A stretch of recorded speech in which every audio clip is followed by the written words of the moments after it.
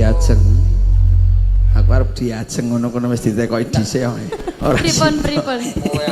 Bingsut sik napa? Iki ya sendang diapit apa jeneng ngene iki?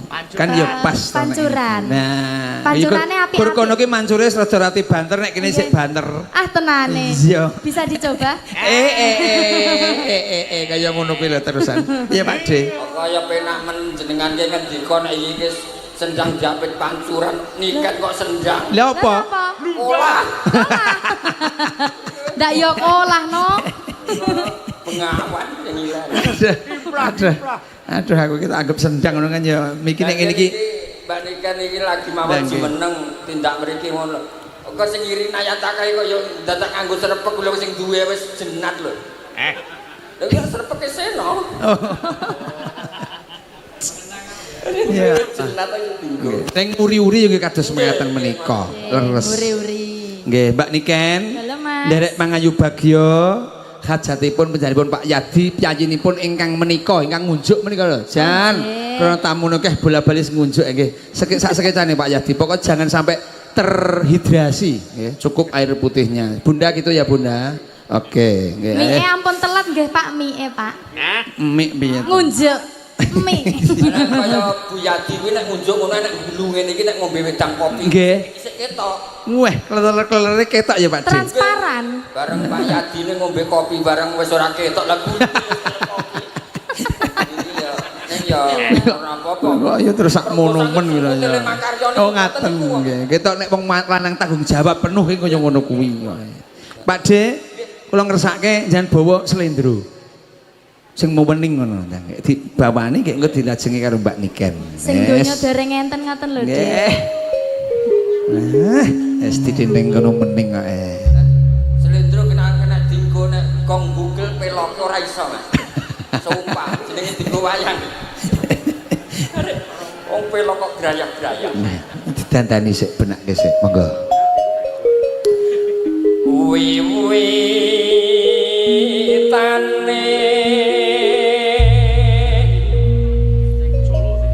anderek sang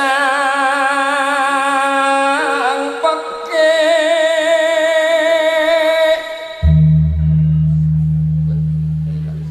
Elok ya Kang. sesuk ya niku rene ngene iki Mas. Mboten enten sesuk beda melih.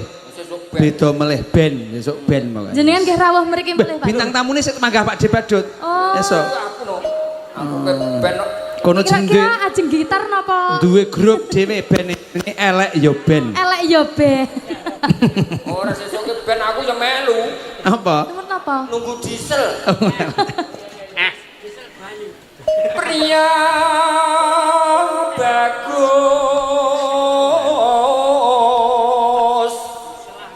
kang polah budaya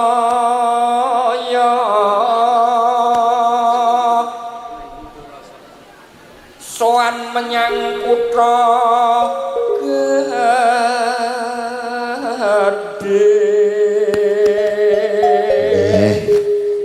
Ingkang saking Bulusari rawuh Eyang Sura. Nggih, pupunden kawula. Pak Guru, monggo. Piye De? Ya Mas Yadi iki teblat papat 5 pancer. Tenan kok. Iki kabeh wis keprungu nggone kagungan hajat. Nggih, leres. Dadi mbok sibuke kaya ngapa sing bodho rono-rono kae sing rene iki tetep disempatke. Diselake dhisik. Nggih. Diawali tenan ngoten. Mula sing tak gagas iki kuwi kae. Sing parkir ngasih bodho kaya lumut. Kok iso kaya lumut. Panasen sedina-dina ora. Kono wis praktek parkir jam 8 teko jam mano Jumatan lho, Dik. Le rawuhke. Ya karena kesalahan informasi ki mau. Ngono. Sampe ndang pengen tanggapan ketok Mas. Wis akeh ora oleh tanggapan, lek tanggap ngono aku iki nek aku janjane nang kabupaten nek. Kabupaten.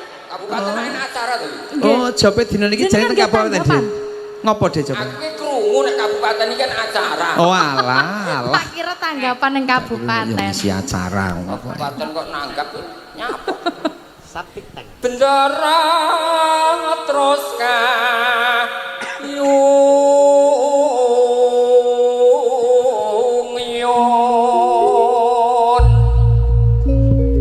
selendang kuning kang saking ukir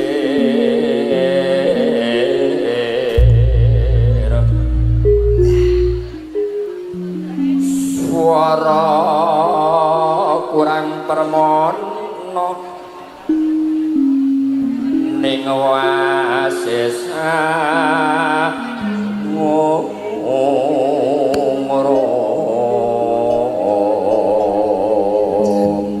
saya tambah jas lho Dik swantene Pak Dik Badut iki saiki gandeng jan sepatune bareng ora bahan-bahan saka luar negeri Ki sepatu dari anake kulit. wedok ki luar negeri kabeh saiki barang-barang Indonesia iki kono wis rapatan luar negerinan kabeh kok Niki sepatunya sepatu kulit, Mas. Iki lho kaya ngedeloken kuwi. Kulit melinjo apa kulit boya?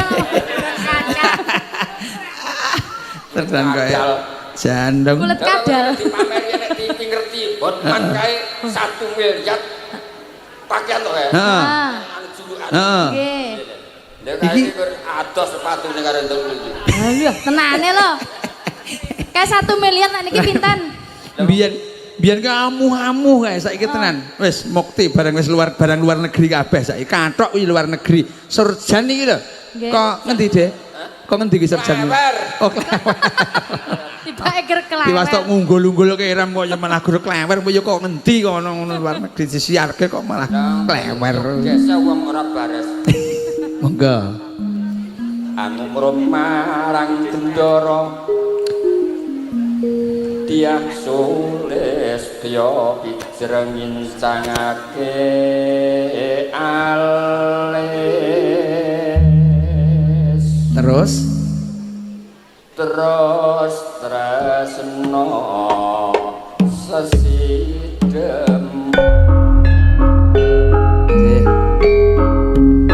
Mbak Niken Pak Dik Badut kasumanggaken dikancani Geno Joilang krana kathahipun para tamu ngatemben rambut ngaturaken wilujeng rawuhipun sugeng midhangetaken mirsani kanca-kanca Nayantaka monggo nuwun.